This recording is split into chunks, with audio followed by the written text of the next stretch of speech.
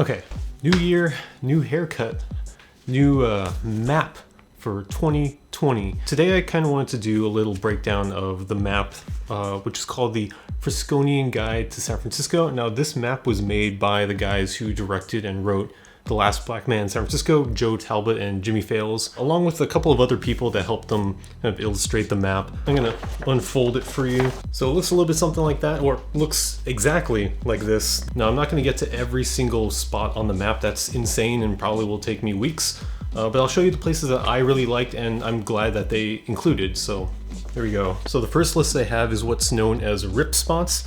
And it's funny because most maps don't really have this anymore. They don't have places that are no longer in existence. You know, a lot of places that have burned down, priced out, or, you know, just shut down. But some of my favorites include Candlestick Park, the old Doggy Diner. And number 25, they also list the Video Cafe, which was one of my favorite 24-hour spots and pretty much the only 24-hour spot in the Richmond district up until maybe the last decade. So next up is the Food, Booze, and Park section, which is all the San Francisco institutions that they are so happy that are still around. This thankfully is the largest section with almost 170, or it's 171 places on the map, such as the original Phil's, Tommy's Joint, Swan Oyster Depot, Beep's Burgers, the Great American Music Hall, the Fillmore, Bottom of the Hill. All these places are on this list here. There are just way too many to get to in one video, but the survivors are the red ones. A lot of the Richmond is actually filled with these survivors, such as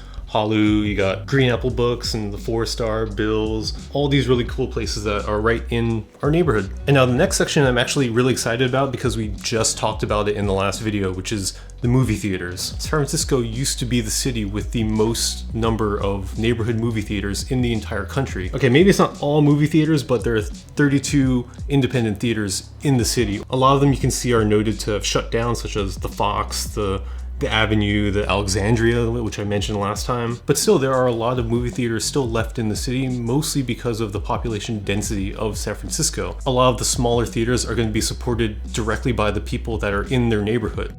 So we have the Kick It spots right here, which are what they call the drinking cuts, smoke spots, and lovers lookouts, which are all these places that as a kid, as a high schooler, you would probably go to just to hang out, get away from parents, authority figures. Most of my spots were, you know, all the way on the far end of the city, so Sutro Park, Ocean Beach, and especially Land's End. Okay, filming locations. These are a bunch of locations from the movie that you can find in the city, some of which have been repurposed as other things, such as the restaurant Beach Chalet, which was repurposed as the bank. If you're a fan of the movie, I would definitely look at this list and check these places out and kind of get reacquainted with them. Okay, I'm gonna fold this up. My arm is getting really tired. There we go, much smaller. Probably the most recognizable of this entire list is Jones and California, which is where I grew up and where in the movie Jimmy rides down on his skateboard the giant hill.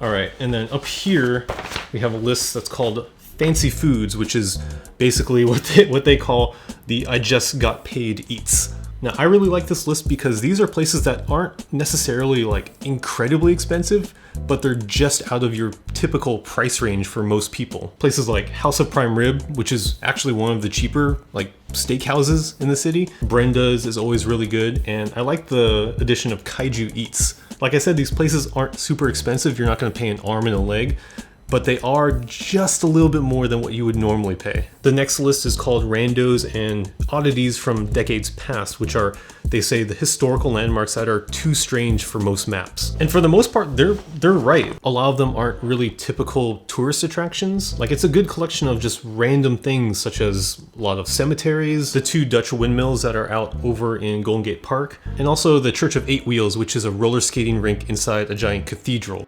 So we're winding down a little bit, but we have a couple more to go. This one right here is the Architectural Thieves, a list of the most beautiful and bizarre buildings in San Francisco. Now, in my opinion, the pre-tech era of San Francisco had some of the most wild assortment of buildings probably in the entire state, maybe in the country. But that doesn't mean they're gone. A lot of them are still here, such as the Palace of Fine Arts, Sutro Tower, there's Grace Cathedral, SF MoMA, the San Francisco Armory, which is where I used to work, and of course the shining star of the San Francisco skyline, the Transamerica Pyramid. Alright, so finally we have the last section, which is the undertaught political history of San Francisco. There's a lot of things that we kind of forget that happened that are just terrible things, such as the Japanese internment camps, the radiation poisoning in Hunters Point that most people don't even know about.